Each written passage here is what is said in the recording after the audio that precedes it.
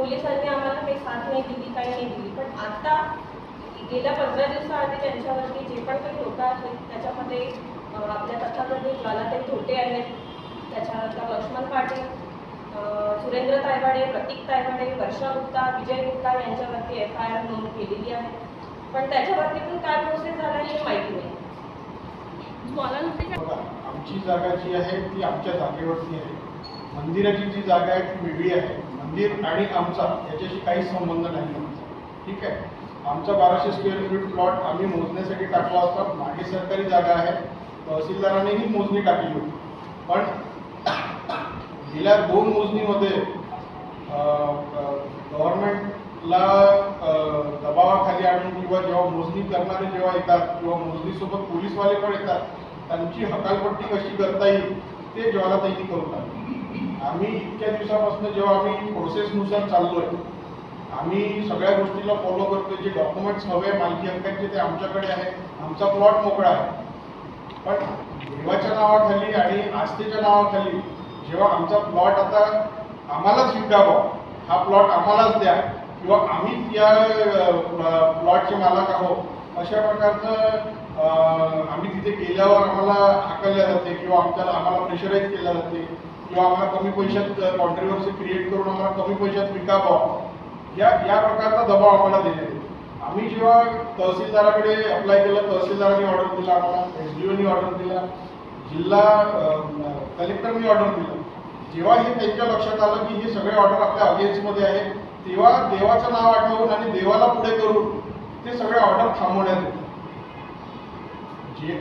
जेणेकरून जेव्हा जी जमीन आम्ही घेतली त्याचं प्रॉपर रजिस्ट्रेशन, म्युटेशन, टॅक्स, कळप, आमच्याकडे असा कुठलाच पुरावा म्हणजे डॉक्युमेंट नाही आहे की त्या प्रॉपर्टीबद्दल नाही आहे. कोणी आम्हाला 3दा आम्हाला म्हटलंय की बुवा आम्हाला हा प्लॉट देऊन द्या, तुमचे पैसे आम्ही तुम्हाला देऊ. 2025 9व्या महिन्यात आम्ही याचं रजिस्ट्रेशन केलं आहे. हा 42 लाखाचा प्लॉट घेतला. आमच्या ऐपतीनुसार आम्हाला 1200 फूट सर तेवढीच आहे, 45 लाख 45 लाख रुपये आहे. त्याचं रजिस्ट्रेशन करून त्यानंतर कप्रत पासून तर टॅक्स रिसिप्ट पर्यंत सगळे डॉक्युमेंट आपले क्लिअर. 42 लाखाला द्यायला तयार आहे का ते महत्त्वाचं विचार.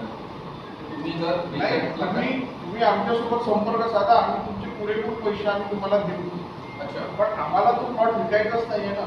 आम्हाला उगीच प्रेशराईज करून आम्ही प्लॉट कशाला विकून पडतो. आम्ही प्लॉट दिला करताय. गेल्या आम्ही आता 3 महिन्यापासून FIR करायच्या प्रयत्नामध्ये आहोत. शेवट आता आमची मागच्या महिन्यात FIR झाली ट्रेसपासून. त्यानंतर आता गेले आता 8 दिवस आणि 5 दिवस 13 दिवस उठून गेले, पण अजूनही सूचनापत्र नाही दिलंय त्यांना बोलून. त्यांना माहिती पण नाही का तुमची FIR या कालावधीत तुम्हाला आम्हाला धमक्या पण आल्या आणि आम्हाला दबाव दुसऱ्याकडून आणि जे त्यांच्या संबंधित व्यक्तीकडनं पण फोन आले. पण आम्हाला त्याच्या प्रकारे आम्ही कुठला एव्हिडन्स नसल्यामुळे आम्ही बोलू नाही शकतो. असापर्यंत तुम्ही म्हणाले की 3 आम्ही जेव्हा बोललो सर पहिल्यांदा त्याला FIR नाही झालं, पण NC किंवा तक्रार तुम्ही लेखी तक्रार दिली नाही का? आमच्याकडे ज्या रिसिव्ह घेतल्या आम्ही हां, त्या आम्ही सगळ्या रिसिव्ह आहेत. माझ्याकडे पोलीस स्टेशनची रिसिव्ह आहे, मी ACP ला दिलेली रिसिव्ह आहे, DCP ला दिलेली रिसिव्ह आहे, जॉईंट कमिशनरला दिली, CP ला दिलेली रिसिव्ह आहे. त्यानंतर आमची FIR तुम्हाला त्यावेळेस तुम्ही तो मोजून तुमच्या ताब्यात का नाही घेतला? सर आम्ही ते मोजणी केली. जेव्हा आम्ही हा प्लॉट घेतला तेव्हा आम्ही प्रॉपर जो मालक होता तो आणि मी मिळून प्रॉपर टेप लावून आम्ही मोजणी केली. आमचा प्लॉट 1200 आमच्या जागेवर. आमच्या प्लॉटच्या समोर जर मंदिर आहे तर आता तुम्ही केली म्हणजे ओपन प्लॉट आहे बंद, दोन्हीकडून जागा बंद आहे, तिन्हीकडून आता वॉल कंपाऊंड झाल्यासारखी आहे. तर आता कुठे हद्द कायम करणार आहोत आणि कुठं गेट लावणार. मंदिर हा जो आहे हा बाजूला जो अर्धा प्लॉट धारक आहे गुप्ता यांनी बांधलेला आहे. प्लॉट भडकवण्याच्या त्याच्यामध्ये त्याच्यावर ॲट्रॉसिटी पण गुन्हा दाखल झाला याच्यावर. तर जे मंदिर आहे तो आमचा विषयच नाही आहे. मंदिर जसं आहे तसंच आहे. विहीर आहे तर विहीर खोदली आता त्यांनी.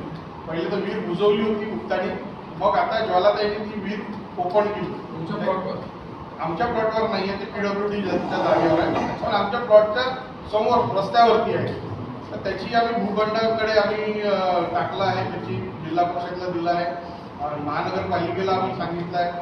तर जे आमच्याकडून झालं, जे कॉमन मॅन एक माणूस करू शकतो का, अर्ज देऊन त्याचे फॉलोअप घेऊन रिक्वेस्ट करू शकतो का याच्यावर ऍक्शन घ्यावं म्हणून, ते करून करून आज आम्हाला 9 महिने होऊन गेले, पण आजही आम्हाला कुठल्याच प्रकारचं म्हणजे असं समाधानी कारण मिळालेलं नाही. तहसीलदार त्याला फॉलो नाही करत, तो म्हणतो माझं ज्युडिक्शन नाही. महानगरपालिकेला बोलावं तर ते म्हणतात की ते तहसीलदाराची जागा आहे, तहसीलदार काढेल तिथलं अतिक्रमण.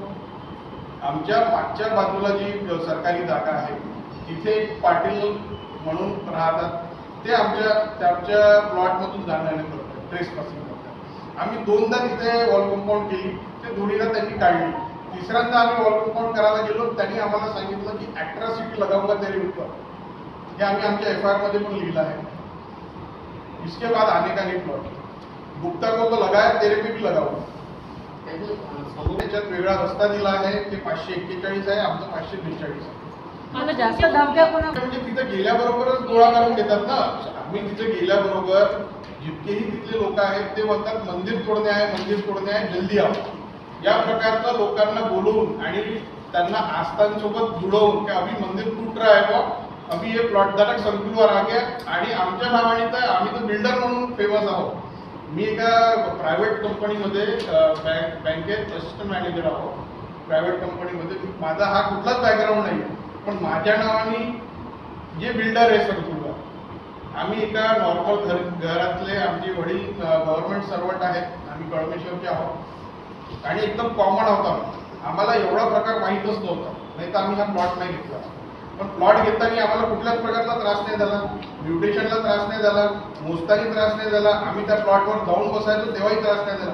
पण आम्ही ज्या दिवसापासून तिथं बांधकाम सुरू करायला प्रयत्न केला त्या दिवसापासून ज्वालाताईला बोलवून, आजूबाजूच्यांनी ज्वालाताईला बोलवून आमच्यावर प्रेशर क्रिएट करायचं आणि त्यानंतर संबंधित पालकमंत्रीला फोन करायचं, मग त्याच्यानंतर तुमच्या खासदारांना फोन करायचं, हे असं प्रेशर क्रिएट करणं सुरू आहे. तुम्हाला काय वाटतं की रोडवर असल्यामुळे होऊ शकते. आता तुमची मुख्य मागणी आणि मुख्य म्हणणं काय तुमचं काय? आमचं म्हणणं इतकंच आहे का आमच्या प्लॉटवर आम्हाला बांधकाम करून देण्यात यावं आणि त्या संबंधित आम्हाला तितकं प्रोटेक्शन देण्यात यावं.